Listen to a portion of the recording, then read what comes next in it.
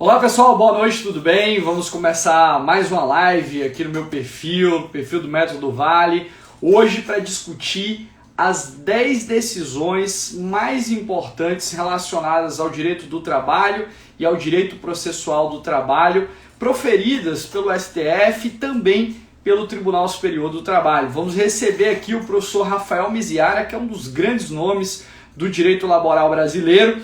Ele que é doutorando pela USP, autor de várias obras jurídicas e que discutirá conosco essas decisões mais relevantes para os concursos da advocacia pública. Então, se você vai fazer concurso para advocacia pública, papel e caneta em mãos ou computador para digitar tudo aquilo que potencialmente pode ser objeto de cobrança na tua prova. E se você vai fazer o concurso da PGE de Alagoas, considerando que a prova é CESP, lembre-se, né, que potencialmente a CESP, há uma grande probabilidade de a banca ser Sebrasp. Na verdade, você tem que conhecer bem os contornos jurisprudenciais das discussões trabalhistas. Então, vamos receber aqui hoje o professor Rafael Miziara para a gente debater essas decisões mais relevantes, né, relacionadas ao direito do trabalho e ao direito processual do trabalho. Beleza, pessoal? É um prazer estar aqui com vocês, um abraço para todo mundo, muita gente já conhecida aqui, um abraço, obrigado a vocês pela audiência e como eu disse, vamos discutir as 10 decisões mais relevantes proferidas pelo STF, pelo TST, em termos, né, de matéria trabalhista. Um abraço para o Bruno, para a Maciel, Lana, para a Raíssa, para todo mundo que está chegando agora na nossa live. Essa live você precisa assistir com, né, papel e caneta em mãos, com computador para digitar, né, e para discutir essas decisões, né, mais relevantes em matéria trabalhista, envolvendo aí os contornos jurisprudenciais do TST e também do Supremo Tribunal Federal. Beleza, pessoal? Só aguardando agora o professor Rafael Miziara, que vai discutir conosco essas decisões mais relevantes para a advocacia pública, né? Para quem estuda para os concursos da advocacia pública e lógico, né? Nos concursos da advocacia pública exige-se como regra geral trabalho e processo do trabalho, são matérias, né, que são relevantes para esses certames e você precisa dominar com maestria e os aspectos jurisprudenciais são sempre objeto de cobrança e de exame, né, pelas bancas, né, dos concursos da advocacia pública. Não vai ser diferente a PGE de Alagoas, PGE Paraíba, PGDF, enfim. Um abraço para todo mundo e muito obrigado pela audiência. Só estamos aguardando aqui o professor Rafael Miziara para que a gente possa discutir essas questões que muito provavelmente estarão na tua prova, tá? Muito provavelmente o que a gente vai falar aqui nessa live será objeto de cobrança, de discussão e de debate nas provas da advocacia pública. Lembrando, só fazendo uma consideração, lembrando que no concurso da PGE de Alagoas, direito do trabalho, né, cai também na segunda fase, beleza? Então é importantíssimo que os senhores e senhoras estejam atentos aí a essas decisões, né, do âmbito trabalhista proferidas pelo STF, pelo STJ, enfim. Beleza, pessoal? Um abraço para todo mundo que está na nossa live aí, o grande mestre José Roberto Melo Porto. Quem não segue ainda, segue lá, cara é craque. Beleza, grande amigo? Só aguardando o professor Miziara para a gente começar, que ainda não chegou por aqui, mas já deve estar chegando, para a gente discutir, debater essas 10 decisões em matéria trabalhista mais relevantes para os concursos da advocacia pública. Beleza? Um abraço para todo mundo, um abraço para minha sócia Cris aqui do ATC, um beijo para você, né? Beatriz está aí chegando, enfim, a galera já está, né, aquecendo as turbinas para a nossa live e estamos aguardando o professor Rafael Miziara, que estará conosco, né, já para esse debate mais aprofundado sobre essas decisões mais relevantes do STF e do TST, né? A gente falou só em TST, mas do STF também, tá? As decisões do Supremo Tribunal Federal também serão aqui objeto de questionamento e de discussão para vocês, ok? Beleza? Então só aguardando o professor Miziara para que a gente possa começar a nossa live de hoje. Lembrando que na próxima semana tem uma live para mim que é especialíssima, né? Eu vou receber aqui no meu Instagram a minha esposa, que é procuradora do município de Maceió, ex-procurador do estado da Paraíba, né, mestre em Direito, vai contar um pouco da sua trajetória nos concursos da advocacia pública, o que fazer, o que não fazer para chegar competitivo nesses certames. Beleza, pessoal? Então, só guardando o professor Miziari, que ainda não chegou, né? Tá atrasado aqui na nossa live. E estamos aguardando para começar as nossas discussões. Ah, chegou, olha ele aí. Beleza, ótimo, ótimo. Agora só esperando a solicitação, né, para que a gente possa iniciar.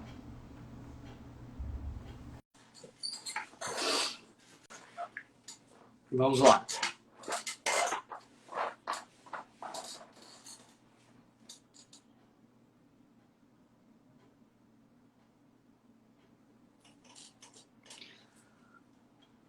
Previsão de tempo para concurso PGM de Maceió não tem previsão, né? A gente ainda é um concurso ainda incerto, né, em termos de realização. Tá?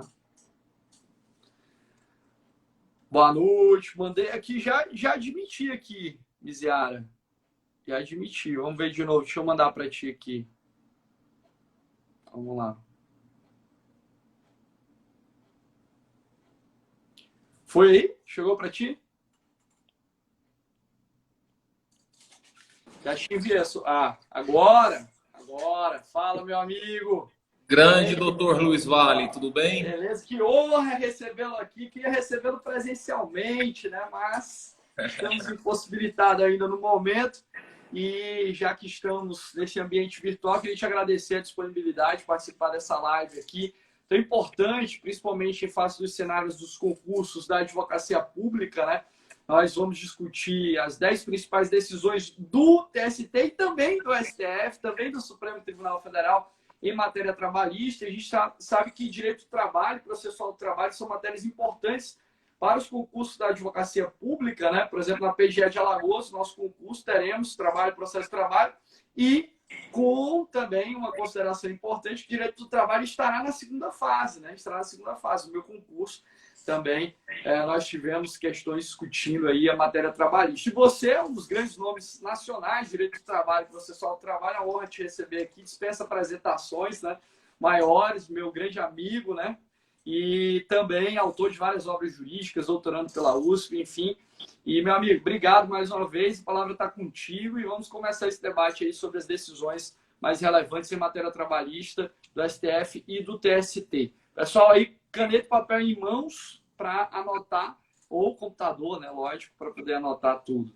Um abraço para o Zé Roberto Melo Porto, nosso grande ídolo. Bom, boa noite a todos. Eu quero, inicialmente, Vale, te agradecer a oportunidade e a honra que você me deu de estar aqui ao seu lado, embora virtualmente. Eu queria que fosse presencialmente, já que sempre que estamos juntos, eu sempre aprendo muito com você. E eu vou falar publicamente, mas você já sabe, você para mim é uma grande inspiração, não só como ser humano, mas também como profissional, embora tenha sido aí agraciado com o dom da genialidade. Mas mesmo se não tivesse sido agraciado com esse dom, possivelmente estaria no mesmo lugar que está, dada a sua força de vontade, a sua perspicácia, a sua dedicação ao que você faz.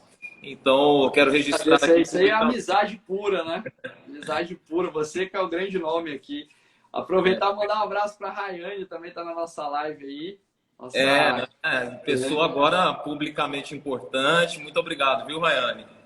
Bom, pelo menos está lembrando dos amigos aí, né? Embora tenha terminado cedo. Mas, Vale, qual foi a ideia aqui? Para quem está chegando agora, eu pedi ao Vale para que a gente fizesse uma live nesse sentido, tratando de temas trabalhistas para procuradorias, especialmente para as procuradorias estaduais, tá?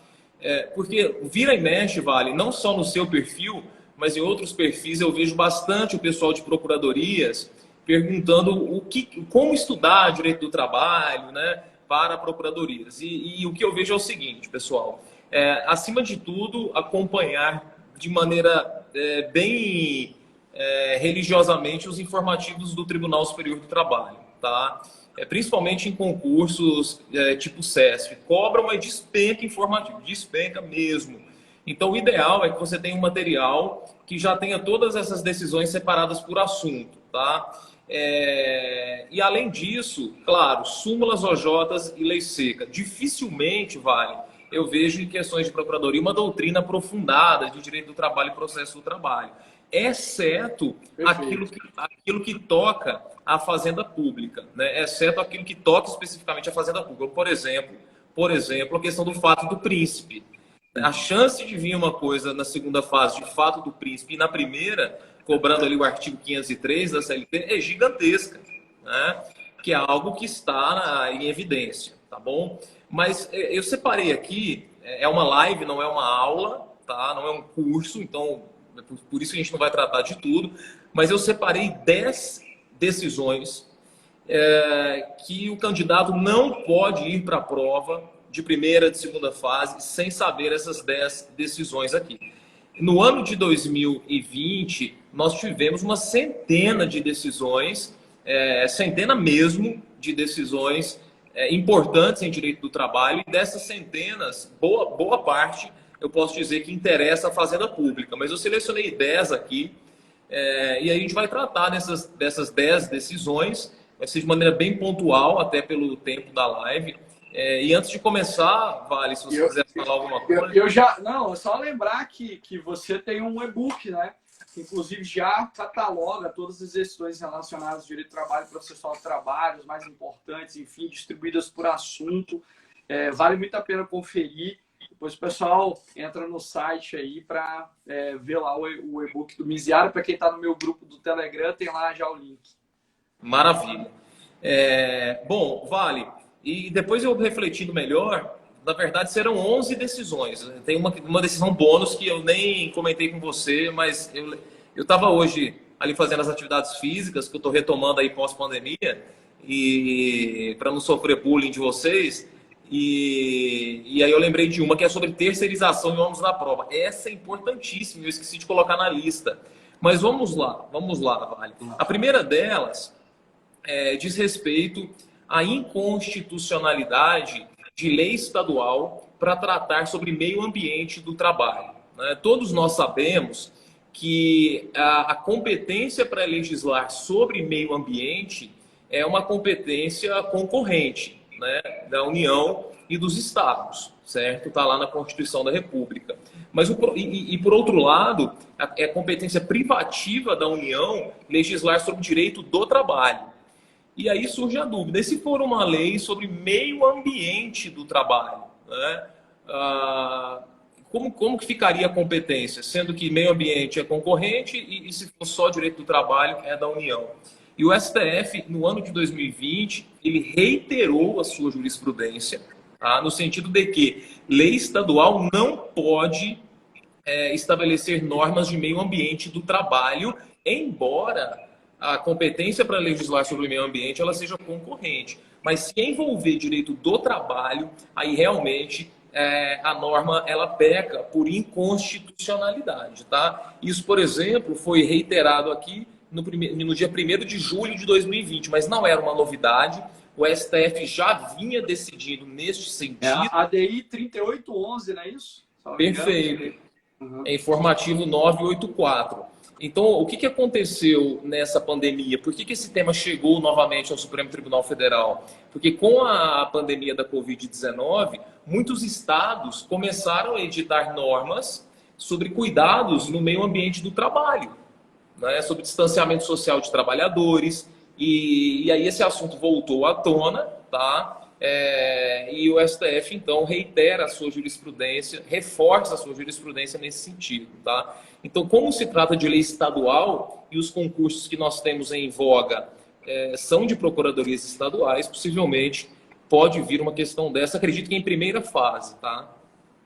E esse é um tema muito importante, Misiara, principalmente da repartição de competências, porque a gente trabalha diretamente com isso, né? Por exemplo, no âmbito da PGE, eu já estive lotado na assessoria especial do Procurador-Geral e tem uma competência particular da assessoria especial para quem está estudando para esse concurso, já leu a lei orgânica da Procuradoria-Geral do Estado, e a assessoria especial tem uma competência para análise de projetos de lei. E a gente faz essa verificação, né, de compatibilidade normativa com a Constituição dos projetos que nos são enviados. Alguns são enviados, né, para análise da Procuradoria, tem vícios de inconstitucionalidade justamente por adentrarem em matéria né, que é de competência da União. Então, isso é um ponto muito importante, né? As discussões relacionadas ao meio ambiente de trabalho, elas devem, aí, são de competência da União e jurisprudência reiterada do Supremo, né, e que foi confirmado, inclusive, mais uma vez repisado no ADI 3811. Esse é um tema importante, competência é sempre um tema relevante, ainda mais agora, né, meu amigo, porque nesse cenário de pandemia nós tivemos uma discussão efusiva sobre, né, delimitação de competência dos entes federados. Né? Nem precisa aqui, a gente não vai começar a discutir isso, porque senão seria uma live toda. Mas essa foi uma das discussões mais importantes e provavelmente eu até aposto numa questão de segunda fase discutindo competência de entes também. Eu acho que esse tema é um tema quente para a segunda fase, aquele acórdão do STF é de leitura obrigatória, né, para quem estiver na segunda fase aí. Bom, a segunda decisão diz respeito a servidores temporários. A Ju Terra Nova pergunta qual o informativo, foi o 984 ADI 3811. A segunda decisão, Vale, é sobre servidores temporários, aqueles servidores contratados para atender a excepcional interesse público, tá? Por excepcional interesse público. A discussão aqui eles têm direito a férias e 13º salário? Fica essa discussão. A propósito, há uma curiosidade na expressão 13º salário. Porque a base de cálculo do 13º não é o salário, é a remuneração.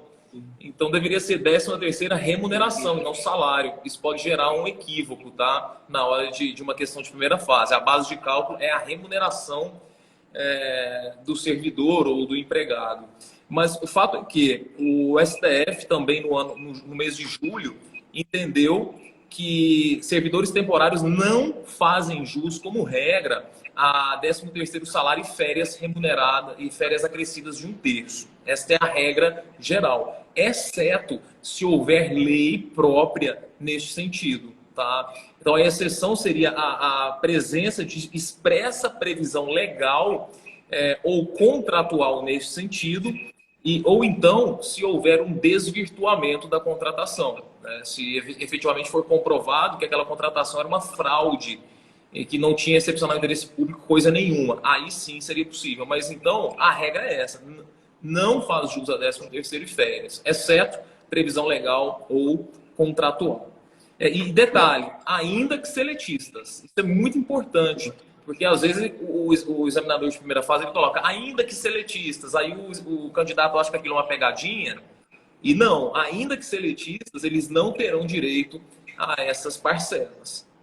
E esse tema já foi objeto de consulta em algumas procuradorias, nessa discussão sobre o cabimento de férias, 13º, enfim, daqueles que são contratados, necessidade temporária, né, de excepcional interesse público, enfim, essa contratação que é episódica, né, e o Supremo faz uma ressalva nesse ponto que você bem destacou, e diz, olha, não tem direito, né, ao 13º e às férias.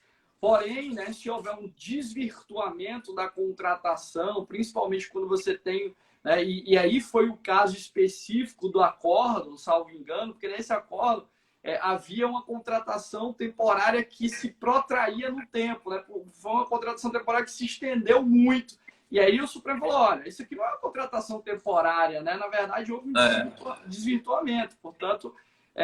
caberia até se falar em férias e 13º, mas a regra é que não incida, né? Que nós não tenhamos, porque a contratação é temporária, é episódica no âmbito da administração pública e cuidado com as legislações próprias estaduais que versam sobre essa matéria de contratação temporária. Tem que observar bem o caso concreto, porque se a questão trouxer elementos fáticos que evidenciem um desvirtuamento da contratação, aí vai entrar na exceção. Um abração aí ao pessoal do Aprovação PGE, viu? Um abração, grandes amigos aí, Rodrigo, enfim, Henrique, Felipe, a galera. Rapaz, esses dias eu fazendo compras no supermercado, o Henrique estava lá, fazendo compras também, um homem de família, viu? Fazendo compras no supermercado e tal. Um abraço para a Clarissa também, nossa amiga da ANEP. Um beijo para você, Clarissa. Aí, ó, maravilha, Clarissa. E aí também eu fiz a referência à legislação estadual, porque, a princípio, a legislação estadual poderia prever isso, né? Porque o Supremo A ressalva que o Supremo faz é justamente a não ser que exista previsão legal ou contratual nesse sentido, né? Se não houver, não faz jus, né, ao pagamento dessas verbas.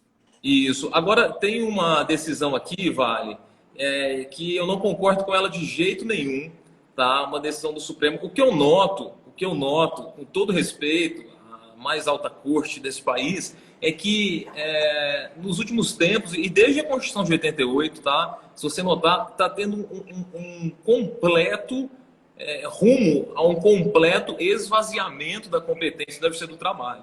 Tá? Parece que a Justiça do Trabalho ela incomoda.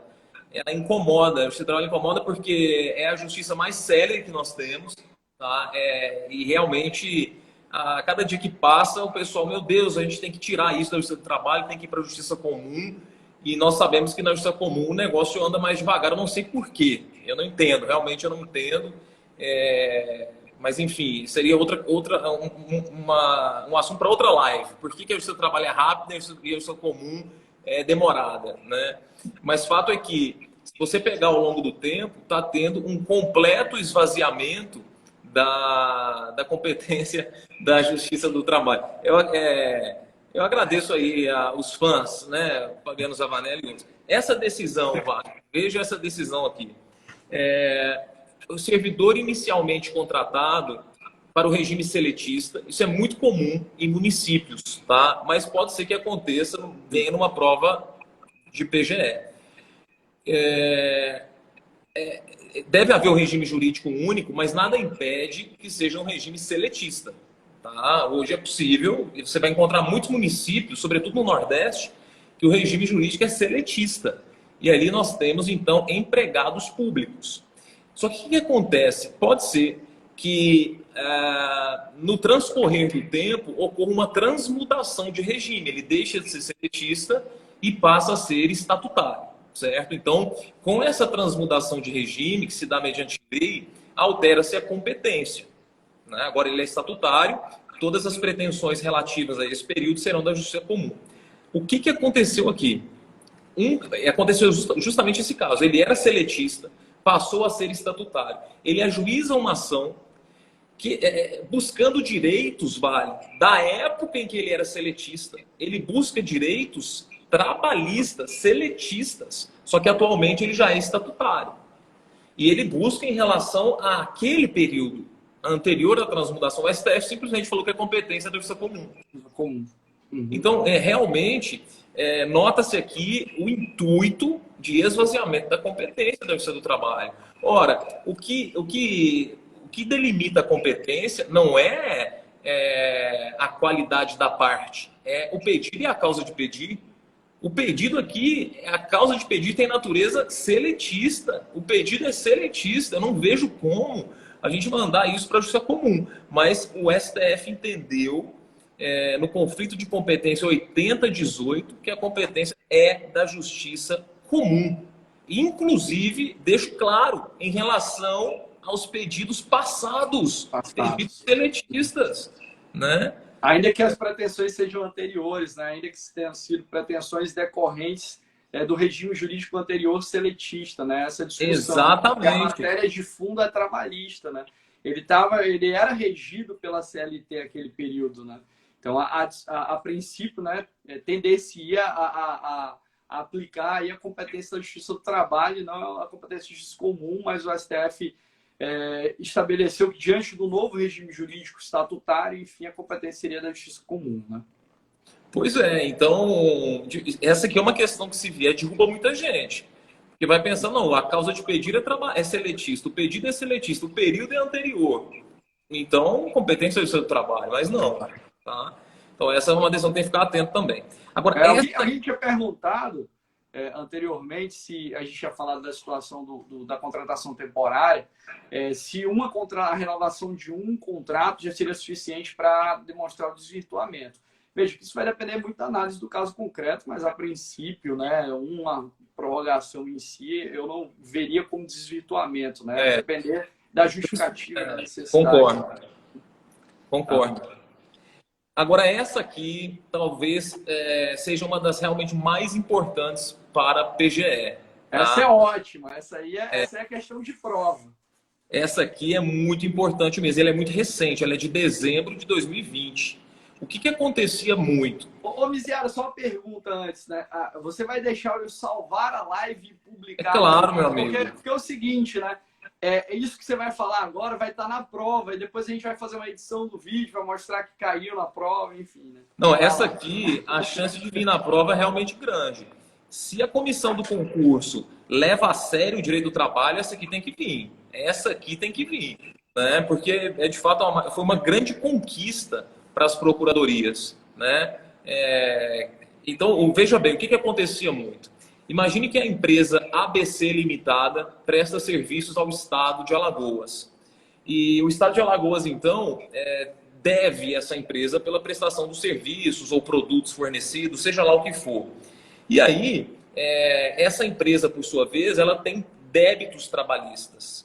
E o juiz do trabalho, o credor trabalhista, toma ciência de que existe um pagamento para sair para essa empresa, né, lá do estado de Alagoas. O que o juiz do trabalho faz? Antes dessa transferência acontecer, antes do pagamento acontecer, ele vai e bloqueia a verba pública. Ele bloqueia uma verba pública. E aqui, sem paixão nenhuma, tecnicamente a verba é pública. A verba é pública. Enquanto não houver o pagamento, esse dinheiro não se desgarrou do patrimônio do Estado, né? Então, de fato, me parece que a vontade de satisfazer os créditos trabalhistas não pode passar por cima da Constituição. Ah, mas o crédito trabalhista é alimentar. Tudo bem. Então, mude a Constituição. Mude a Constituição. Até porque, para lembrar para o pessoal, né, que a gente tem um sistema executivo especial, né, lá no artigo 100 da Constituição Federal, sistemática de precatório, e também, nesse caso, você tem que se curvar a observância de toda a estrutura orçamentária, né, da legislação orçamentária, da previsibilidade. Então, não posso impor uma constrição de verbas públicas nesse caso, ainda que a sociedade empresária tenha, eventualmente, um crédito em desfavor do poder público. Eu tenho que observar o regime jurídico especial aplicável à fazenda pública e eu não posso, né, violar, por exemplo, o artigo 167 da Constituição, o artigo 100 da Constituição Federal, enfim. Aí o pessoal fica argumentando, dignidade humana e tudo bem, mas eu acho que a gente precisa de argumentos técnicos, mais concretos, né? A Carol tem uma frase, a Carol, minha esposa, que eu gosto muito. Ela fala assim: a Constituição não pode ser um espelho. Você não pode ver nela o que você quer, né? Então, a Constituição tem que ser respeitada. Um grande abraço ao nosso amigo Ítalo Menezes, presente aí, uma grande honra. O Ítalo é fantástico, um grande nome de direito do trabalho aí. Pois é, o Ítalo mesmo é um que deve ter bloqueado muita verba pública aí. E aqui em Alagoas isso já aconteceu também, tá? Então essa decisão do Supremo ela é importante, principalmente porque... E ela se deu em sede de ADPF, né? A DPF 485, né? A DPF 485, a decisão importante do Supremo aí em relação a essa matéria. E há um detalhe muito importante, você muito bem lembrou que foi uma DPF, e neste caso, no enfrentamento desse caso, o STF fez um panorama geral do cabimento da DPF. Neste caso concreto, cabia recurso. E a gente sabe que quando as vias recursais não foram esgotadas, não é possível o cabimento de ADPF, né? Só que neste caso, o que o STF disse? Como estava tendo decisões nesse sentido no Brasil todo, o efeito daquele recurso não seria suficiente para impedir a violação do preceito fundamental. Então, excepcionalmente, o STF aceitou a ADPF neste caso, mesmo fora das hipóteses legais de cabimento. É muito interessante. Ainda que considerando seu caráter residual, né? Importante. Isso, exatamente. Decisão emblemática e decisão muito relevante para a advocacia pública, né? Tem que conhecer, né, o pessoal que, por exemplo, for aprovado no concurso da PGE de Alagoas, tem um setor dentro da Procuradoria Judicial que é só responsável por demandas de natureza trabalhista, um núcleo trabalhista. Enfim, então precisa conhecer bem essas decisões. Bom, outro ponto, outra decisão interessantíssima envolve terceirização. Tá? Nós sabemos que o STF já decidiu que é possível a terceirização de atividade fim, que isso é constitucional, não se discute mais para você saber se a terceirização é lícita ou ilícita, se ela está na atividade meio ou na atividade fim. Essa discussão está superada, está superadíssima, tá? Então, em regra, todas as atividades econômicas podem terceirizar a atividade fim. Tem uma só exceção no Brasil, que é o setor a categoria dos aeronautas. Você nunca vai viajar com um piloto de avião terceirizado, tá? Mas fora isso, pode terceirizar qualquer atividade. Agora, eu aprendi isso no seu livro de terceirização. Ah, maravilha. Realmente, me perdoe o cabotinismo, mas eu acho que é o melhor livro de terceirização do país hoje, viu? Concordo. Bem completo.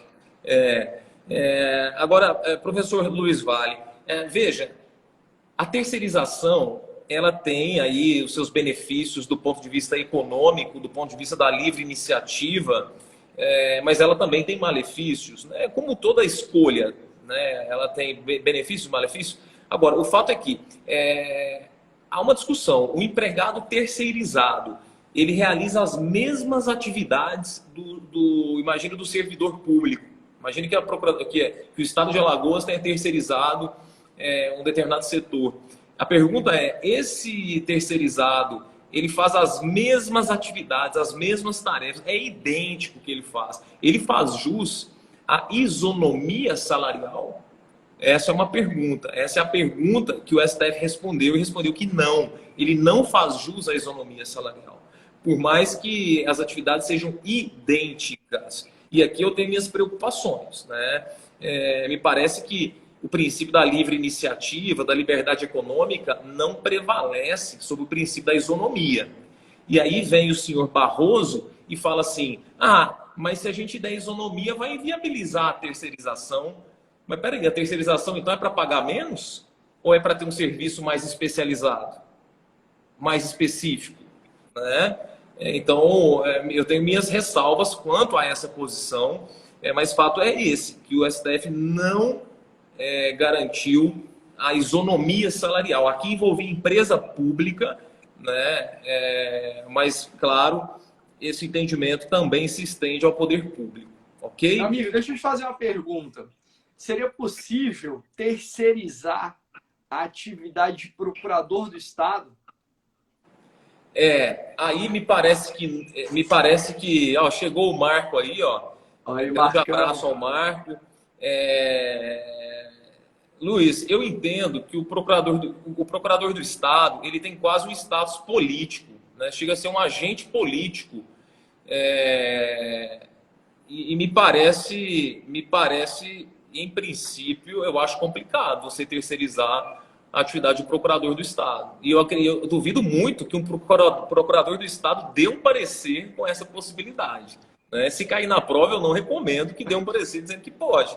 Não, e até assim, a meu ver, né, considerando que se trata de uma carreira de Estado, né, função essencial à justiça, tem a previsão legislativa da estruturação da carreira, inclusive, né, lembrando o artigo 132 da Constituição Federal, que trata da carreira da advocacia pública estadual, né, da estrutura da carreira legislativamente imposta, eu não vislumbro como possível diante do fato de ser uma carreira de Estado, função essencial à justiça, é indispensável, né, principalmente para a representatividade judicial e extrajudicial do Estado. Então, a meu ver, qualquer terceirização nesse sentido seria violadora dos preceitos constitucionais, né? Não sei se você concorda comigo. Concordo perfeitamente. Talvez uma hipótese excepcionalíssima de um caso muito sensível que o Estado resolva terceirizar um parecer ou uma sustentação oral no STF, mas é algo bem pontual, mas a atividade como um todo eu acho temerário também. Acho que vai esbarrar na Constituição, tá bom? Ótimo. Agora, entrando nas decisões do Tribunal Superior do Trabalho, tá?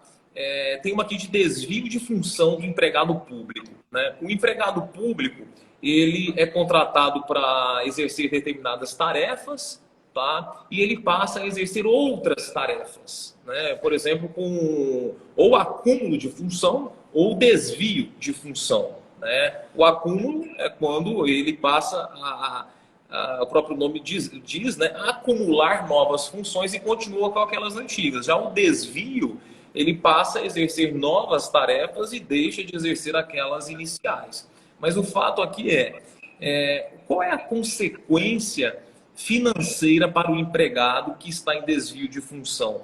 Ele tem direito a diferenças salariais, né? Então ele tem, é claro, se ele está exercendo algo a mais, com maior responsabilidade, por exemplo, ele deve receber um pouco mais por isso, sob pena de enriquecimento ilícito do Estado. Mas o Tribunal Superior do Trabalho tem até a jurisprudência consolidada, isso é muito importante, a OJ 125, e de que ele tem direito à diferença salarial, mas não faz jus ao reenquadramento. Porque isso aí seria só por concurso público, ele não vai poder mudar de cargo. Bolaria a regra do concurso. Exatamente, esbarra no artigo 37, tá? Então, todas as vezes que vocês verem um empregado público ou um servidor público em desvio de função, ele fará jus às diferenças salariais, mas não a um novo reenquadramento, porque isso só por concurso público, tá? Jurisprudência tranquila no Tribunal Superior do Trabalho, tá?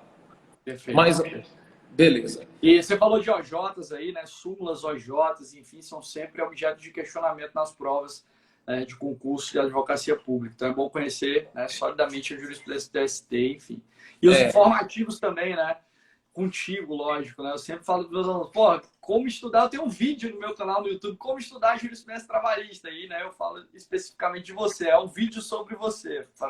Obrigado. A verdade é que ó, pra você ver, ó, desde 2012, tem 9 anos, o Tribunal Superior do Trabalho ele começou a editar seus informativos de jurisprudência, a exemplo do que já fazia o STF e o STJ, tá?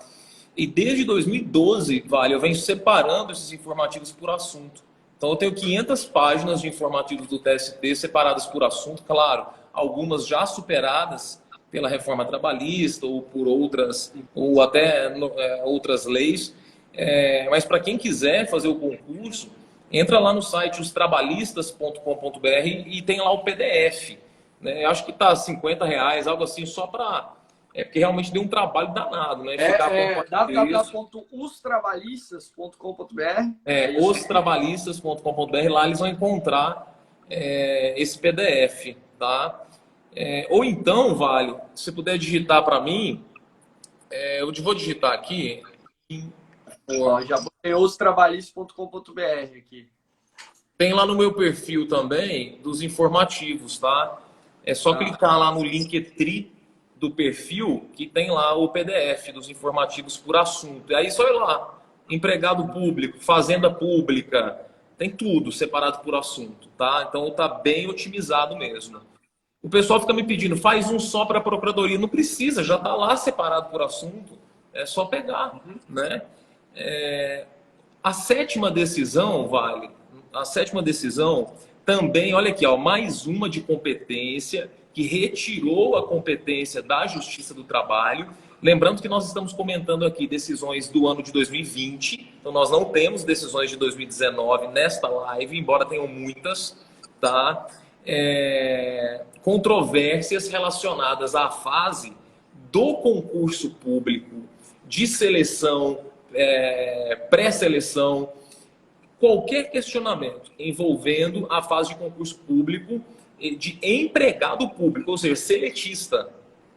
O cara quer questionar, olha, essa cláusula do edital, esse ponto do edital é inconstitucional, por violar a isonomia. Veja, amigos... Tem muitas demandas discutindo essa matéria relacionadas aos concursos da Petrobras, né? Eu fui Petrobras tem muito.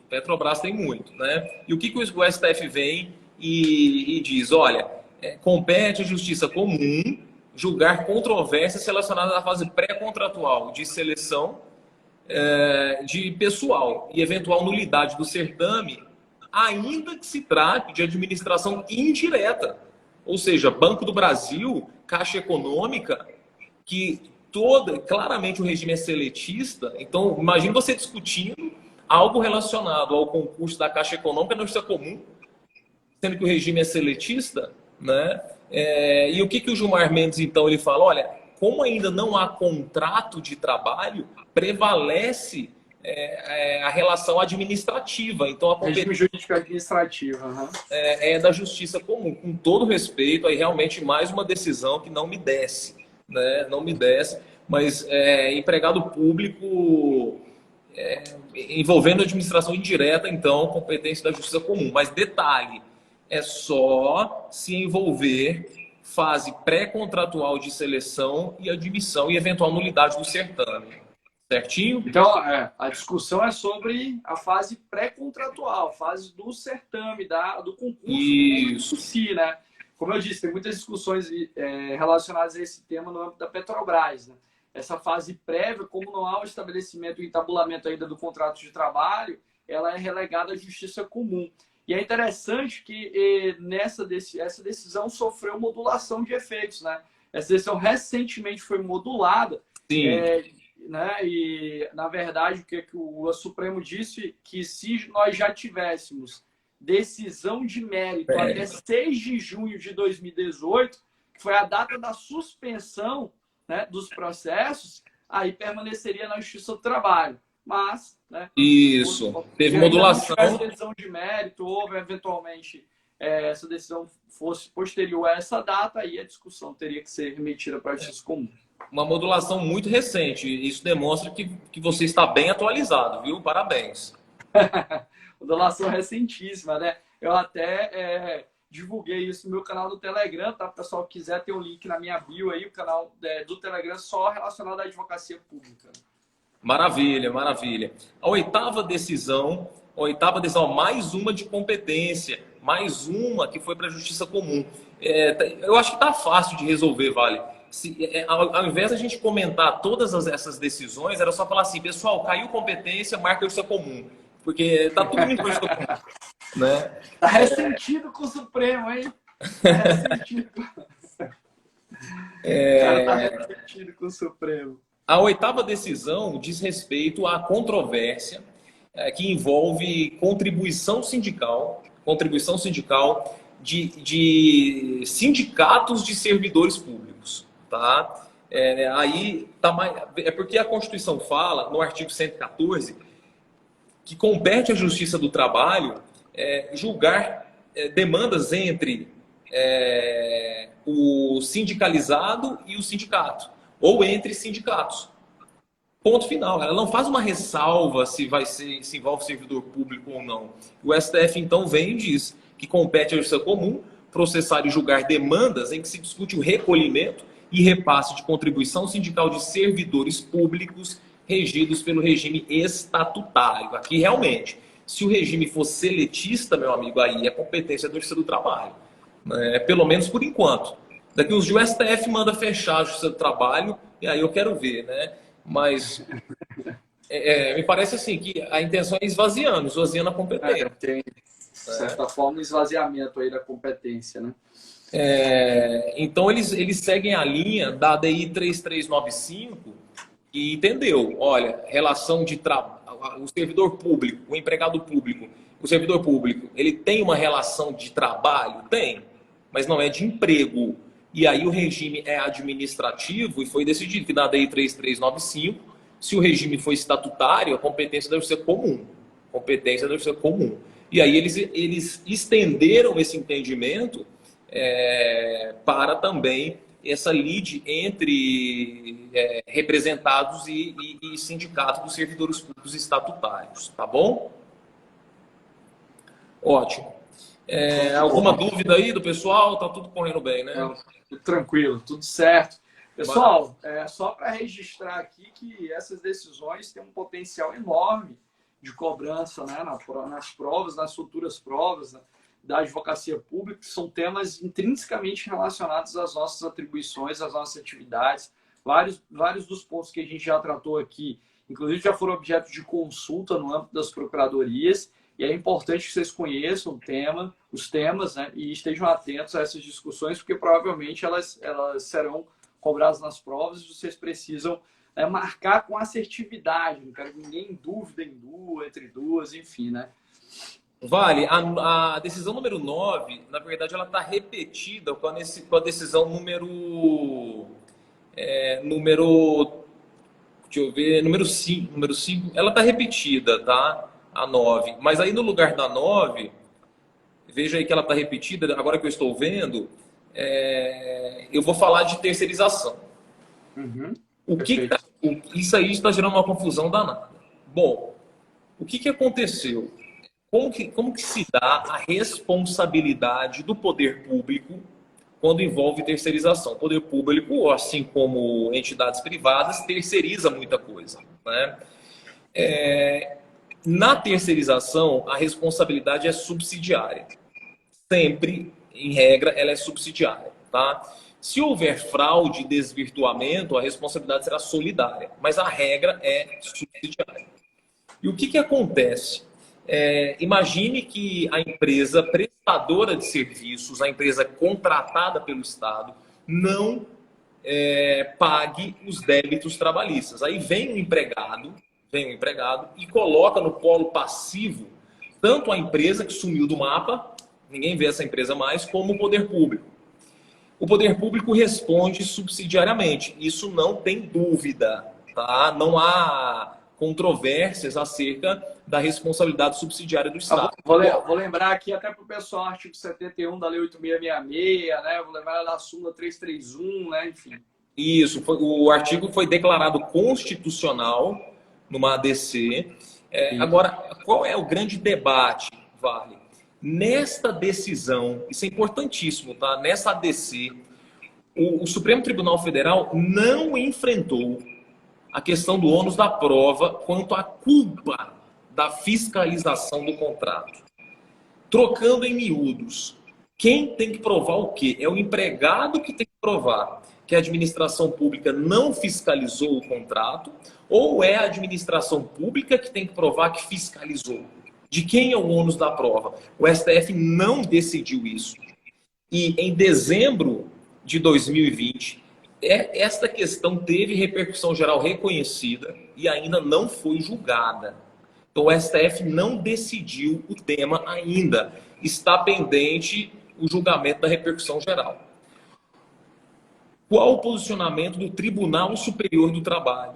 Prevalece na SDI, que é o órgão uniformizador da jurisprudência do TST, que o ônus da prova é da administração pública. Tá? Esse é o posicionamento do TST, atual, SDI. E provavelmente não vai subsistir, né? Porque... provavelmente.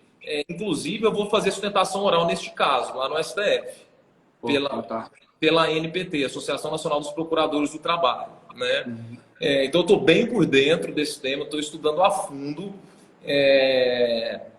Agora, quer dizer que o ônus da prova é nosso, né, Miziar? Assim, sabe o que eu acho que vai prevalecer, Vale? Eu acho que vai prevalecer que o ônus da prova é do empregado, mas que nada impede que, no caso concreto, o magistrado possa fazer a distribuição dinâmica do ônus da prova ou a inversão. Aí, isso realmente o STF não pode barrar.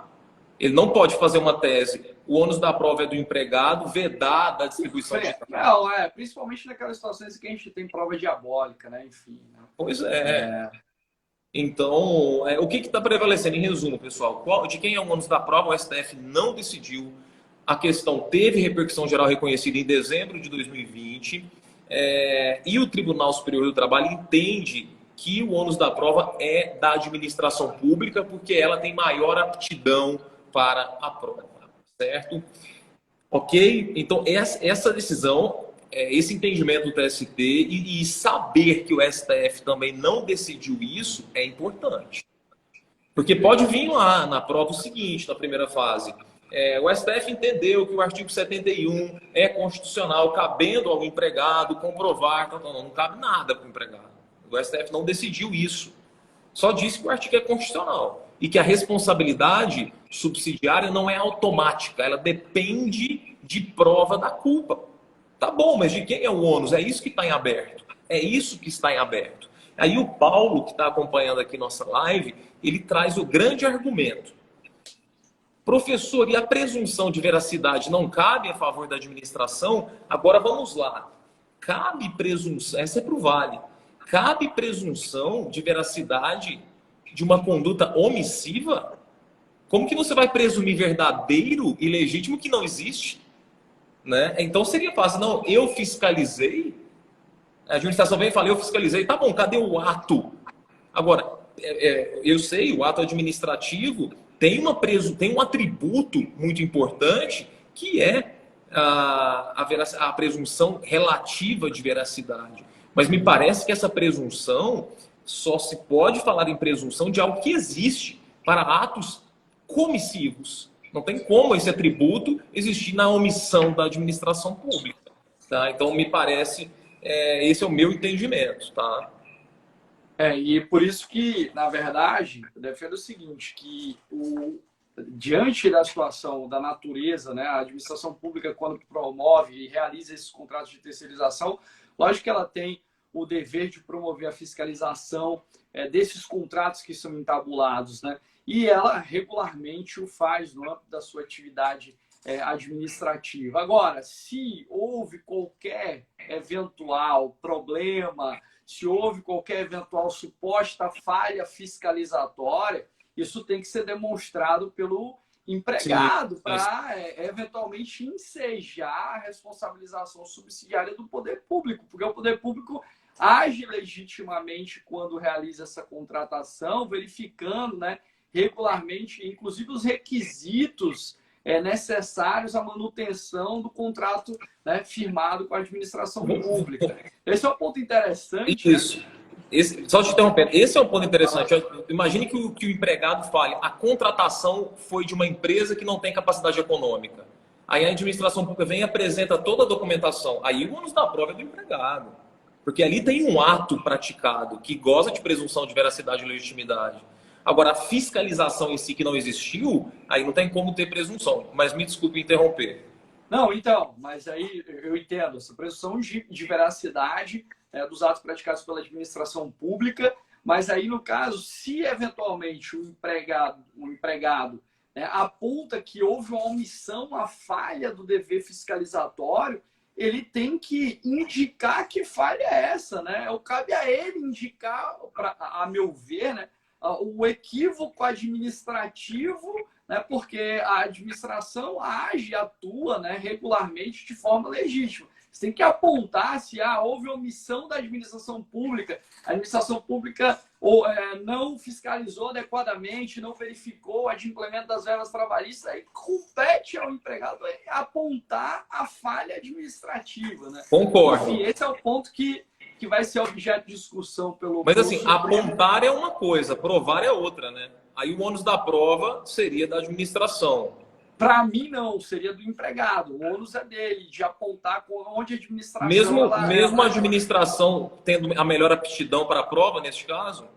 Para mim, veja, se ele aponta, aí é outra discussão. Aí eu vou discutir a dinamização do ônus probatório, enfim, porque aí eu estou numa outra discussão, que a administração pública teria melhor condições de provar e diante daquela situação concreta eu vou dinamizar o ônus da prova para que a administração pública apresente os relatórios de fiscalização do fiscal do contrato, mas se eu aponto que há uma omissão da administração pública ou uma falha fiscalizatória, o ônus probatório é meu, né?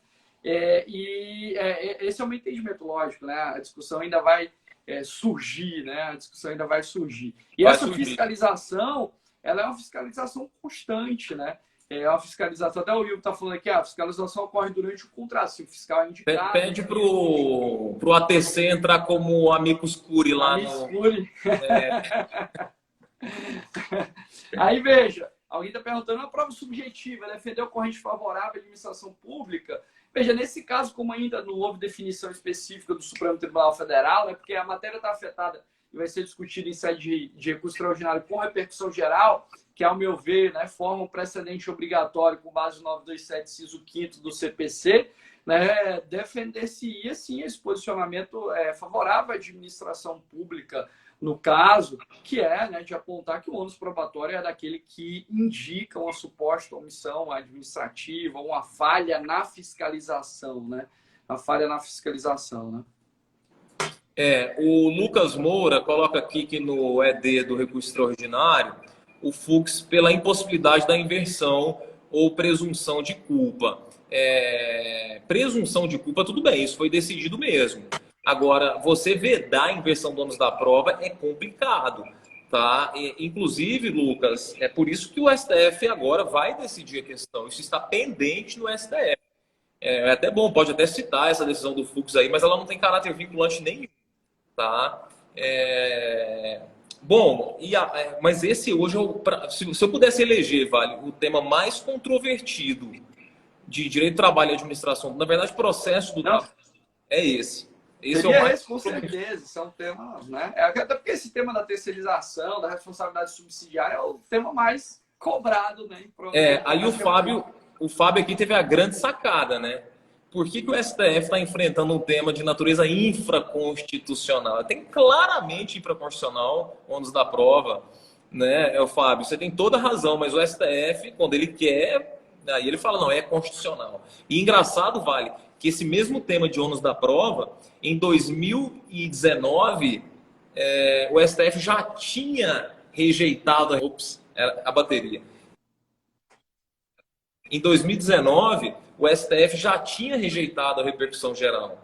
E agora aceitou a repercussão geral, né? Então, quer dizer... Aceitou, muito por conta da repercussão prática que isso tem causado e pelo entendimento do TST. Temos várias reclamações também no Supremo, né? Exatamente. E, por fim, Vale, a última decisão que eu trouxe, também diz respeito à competência, é muito comum que nesses contratos, para atender a excepcional interesse público, lá do artigo 37.9 da Constituição, se a contratação foi temporária, com base no artigo 37.9, a competência é da Justiça Comum, certo? Mas o que acontece muito? Ocorre essa contratação, principalmente em município pequeno, o negócio é tudo feito, desculpa a expressão, bem... Eu ia falar pela...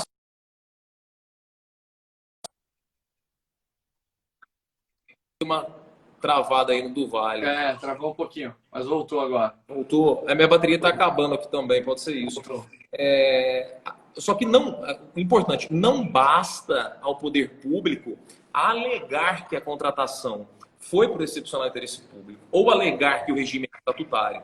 O TST tem jurisprudência tranquila de que a mera alegação não basta. É preciso que o poder público junte aos autos prova documental de que existe a lei falando que o regime é estatutário ou junte o contrato dizendo que houve uma contratação por excepcional interesse público. Então, não basta a mera alegação do poder público. É preciso prova nesse sentido.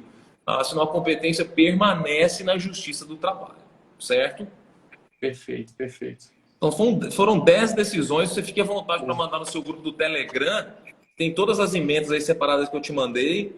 E é isso, meu amigo. Eu espero que a gente tenha ajudado. Bom, amigo, eu acho que a gente varreu aí os temas centrais, né? Essas decisões... De 2020. Essas decisões de 2020 são decisões emblemáticas, né? A gente sabe que, geralmente, nas provas de concurso, os examinadores gostam de utilizar as decisões dos últimos 3 anos e dão um foco direcionado para as decisões mais recentes e você conseguiu compilar, de fato, as decisões mais importantes relacionadas à fazenda pública, à advocacia pública. Esses temas serão, sim, objeto de discussão nas futuras provas. Esses são temas que tocam diretamente, inclusive, na nossa atuação prática, como eu disse, no nosso dia a dia. E eu só tenho a te agradecer, né? Porque quem assistiu a live aqui teve a oportunidade de pensar várias questões de prova. Vai cair. Uma dessas aqui vai cair.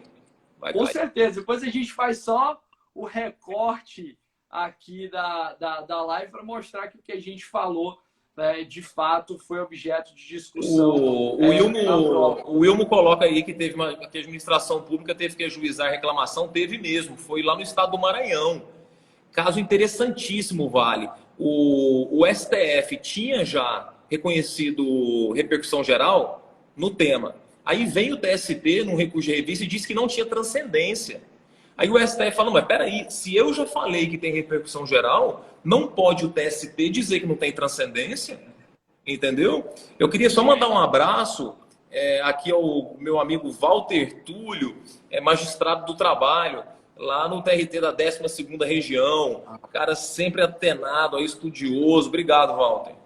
Massa, um abraço aí. Eu queria te agradecer, meu amigo, de coração, pela disponibilidade, separar uma hora aí da sua agenda super corrida. É fantástico, ainda mais com essa ebulição de concursos para advocacia pública. Você sabe que vai ter concurso aqui para minha carreira, né? Eu sou procurador do estado de Alagoas e em breve nós teremos concurso aqui. E esse recorte que você fez jurisprudencial, com certeza, vai ser objeto de discussão tanto em potencial primeira fase como em segunda fase também. Eu espero que o pessoal tenha curtido, tenha anotado, tenha bebido na fonte aqui de um dos maiores nomes do direito do trabalho brasileiro. E com certeza a gente vai ver essas questões na prova. A live vai ficar salva, vai ser disponibilizada aqui no meu canal do Instagram, e também a gente vai alocar a live lá no YouTube, né? No YouTube Método Vale. Amigo, passo a palavra para você, suas últimas considerações. Obrigado de coração e parabéns pelo seu trabalho fantástico. Eu sou fã demais, você é uma mente brilhante aí de direito brasileiro. Eu que agradeço, Vale, a sua sempre generosidade. Você é suspeito para dizer, e dizer que é uma grande honra estar aqui ao seu lado. Você é uma grande inspiração para mim, um estudioso. E quero agradecer aos seus seguidores que participaram da live, no desejo aqui de que realmente a gente acerte alguma questãozinha. E o pessoal pedindo para você disponibilizar as emendas. E entrem lá, pessoal. Para seguir Informativo Trabalhista, sigam o perfil @informativos.tst. Tá bom? Vale, muito obrigado, meu amigo. Te desejo aí uma boa noite, um bom descanso, e a gente se encontra nas próximas. Perfeito, meu amigo. E outra, né? Lembro, pessoal, que esse e-book de jurisprudência trabalhista está lá no site www.ostrabalhistas.com.br. Beleza? Está lá no meu canal do Telegram também, enfim. Um abraço, meu amigo. Fique com Deus aí, você e Carol. Saúde para todo mundo, e a gente se vê em breve. Valeu, pessoal. Obrigado.